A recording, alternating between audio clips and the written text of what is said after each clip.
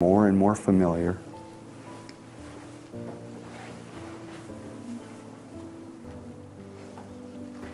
Mm-hmm.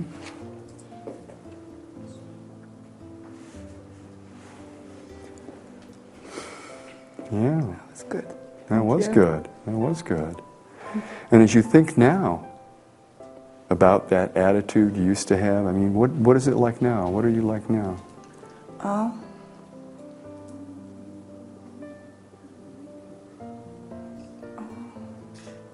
It feels good.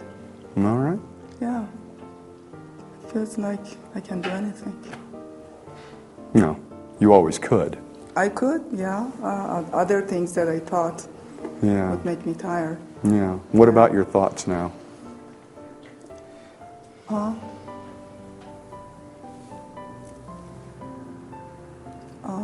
Like people acknowledging everybody who was with me. They're trying to be helpful. Now you realize not all people are going to be that way. No, but some of them. Yeah. And there's we're getting a difference of imprint. Yeah. Is that, I've got to do it all myself because nobody ever does anything, versus there are people in the world that'll help. I'm capable of creating things. It's all right for me to have my needs. Yeah, and it is. Yeah. Thank you very much for coming out. You're welcome.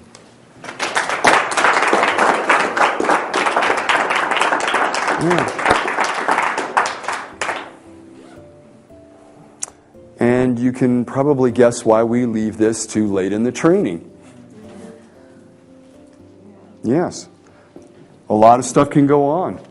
What looked really simple, what looked like it wasn't that important at first, became really heartfelt. Real deep connection when you realize that the way things were is all that it was. It's the way they were. And that you were carrying that around and you can make it different.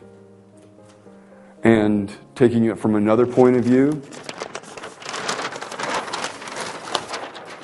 that it had within it the idea of changing personal history, not only of that young person, but of the other people in the situation. It was adding resources to those other people, that in a sense it involved a context reframing, because we were taking resources from other people and bringing them to the young girl, bringing them to the sisters and the family members, that we added in a new behavior generator, in the sense that we brought over the skill of that person who could get all kinds of responses. We brought over the skill of people who could get what they wanted and transferred that as well.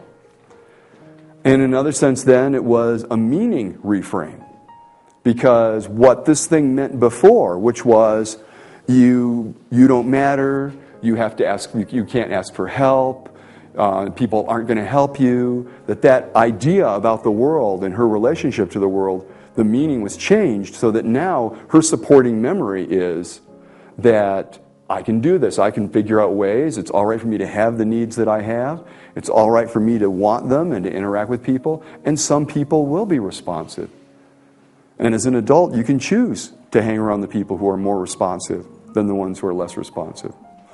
And then there was the straightforward generative part of having her live each of those positions. You saw the nice sigh when she integrated the learnings for each of the different people.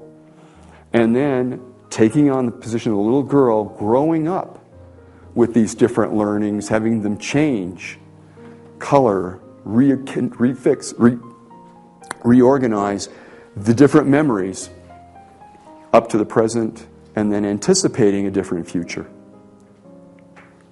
So it combines a lot of the skills that you've learned. I'm sure a number of you noticed the Ericksonian kind of language.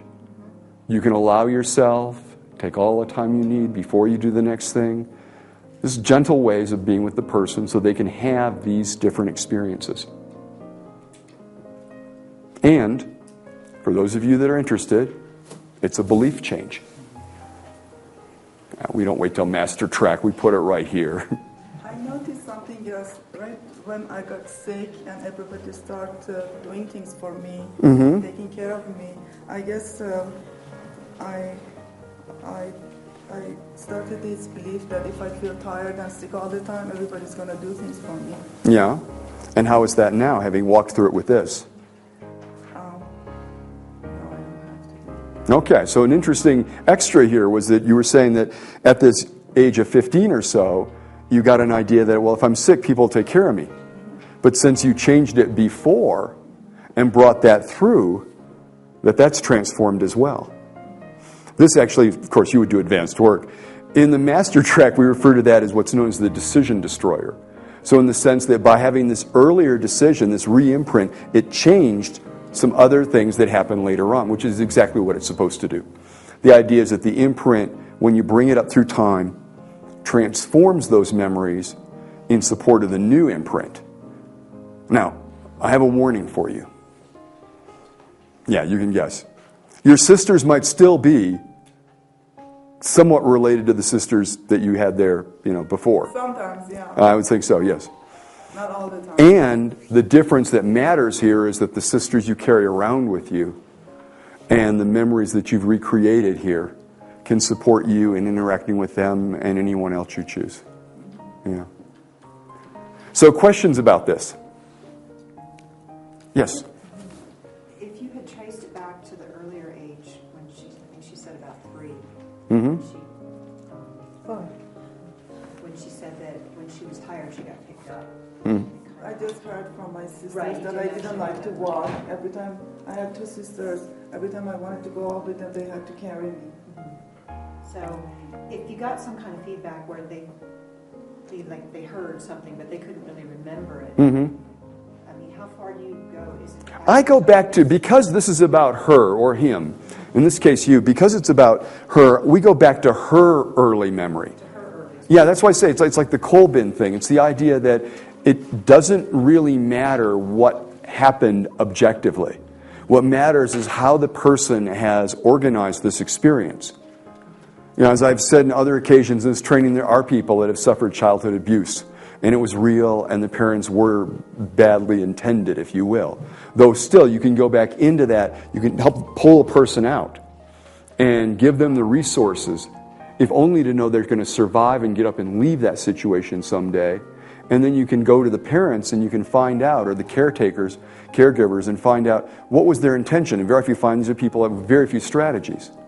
This whole idea of transgenerational problems, my way of thinking about it is that the people never learned new behaviors. They kept going and they had an impoverished set of choices. So you're adding the choices into this person's memory.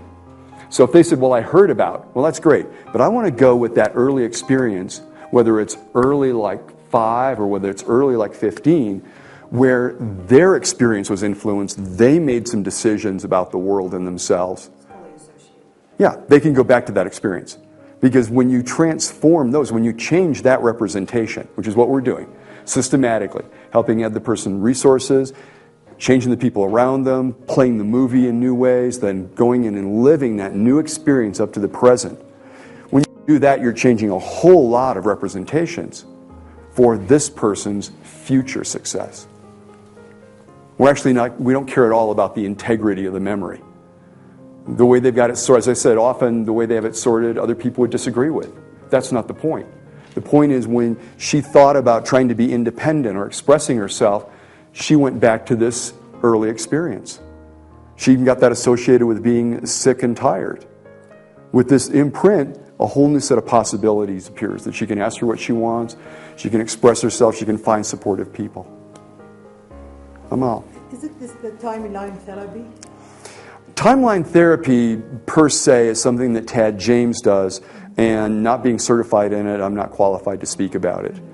I do know that it was Stephen Connie Ray who brought Richard Bandler to Colorado and actually modeled out the original idea of timelines. And as I said at the beginning, you can actually do this utilizing a physicalization of the timeline, and you could do this, for those of you with a small office, as easily by having the person sit in the chair and having them imagine going through the steps and watching them do it that way. The nice thing about this is people find it easy to understand, and it appeals to certain kind of learning strategies. Now I'm experiencing something else. Mm-hmm. I'm choosing the people who I want them to more helpful. Okay. Getting rid of the ones I don't. I think they may lose their resources. Well, they won't be resourceful to you, in other words. Yeah. Yeah. Although, is that okay? Is that okay? Well, you're asking me if that's okay. Suggestion would be for you to interact with the world and find out what happens. Yeah. My suggestion at this point is that we take a 10-minute break. You can stretch, and because it takes a little time here. We'll come back, we'll look at the notes, I'll take questions on doing the process, and then we'll do it. Thank you.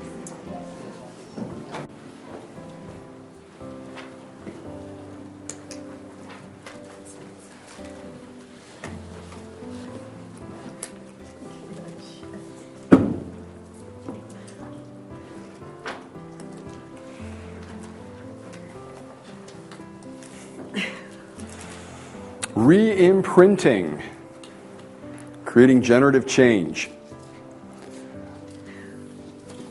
Locate the imprint experience. As I say, there's a number of ways to find that. It may be a familiar feeling that one is less than happy with in the present, that you've been for quite a while. It might be a certain limitation in action that the person has. Another way is an attitude, or as we say, a belief about the world, more especially a belief that you see other people don't share. Right? Other people speak up for themselves. Other people get what they want. Why can't I do that? But when you go to do it, you can't. Then we do what's called a transderivational search, because we're a field with jargon. And what that means is you trace that feeling, you trace that belief back to an earlier time. Is that the earliest time? No, there's actually an earlier one. You go back even further until you find that earliest moment, that imprint, when it happened. As I said, the imprint can be an actual trauma, and as we've seen, it can have, from all appearances, no trauma at all. Yet for that person, certain ideas about themselves and the world were formed. Go to that and have them re-experience that moment, noticing what ideas, beliefs if you will, they made about the world. Now, remember, very often this person is quite young, right? This is a form of, if you will, age regression. So you're the one in charge. You want to be very clear on the instructions, and you want to be very clear and supportive to the person you're assisting. So you're there, you say, okay, now step out. All right, and dissociate. Now they become the observer self, right? Now they're older, they're more adult. From that observer, looking at that younger person, your language is very important here. You want to create and maintain that dissociation. And if the person still looks associated, have them step further away. Just because I don't have enough room here doesn't mean you can't set it up so that you do. And so they dissociate from the imprint and then review, to view again. Review the beliefs that were formed, and what about the others? You know, what's going on in them?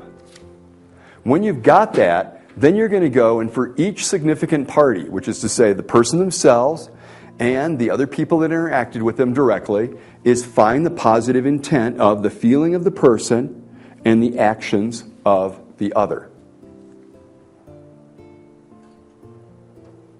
Took you a little bit of time. Sometimes it does. Person has not thought about it. Consider, she's never, when they went back to the experience, it was like, oh, I remember that experience. Oh, to step out and think about it is actually a new skill in itself.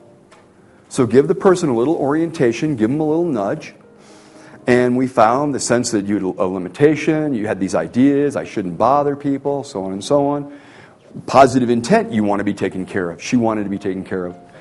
Positive intent of the others. They wanted to enjoy what they were doing. Okay, then identify and anchor the resources for those significant others and for that person for whom you're doing the process. Now, a number of ways to do that. You can have the person come over and touch them. You could actually have the person get the resource and anchor it in physically, as you did in the early anchoring.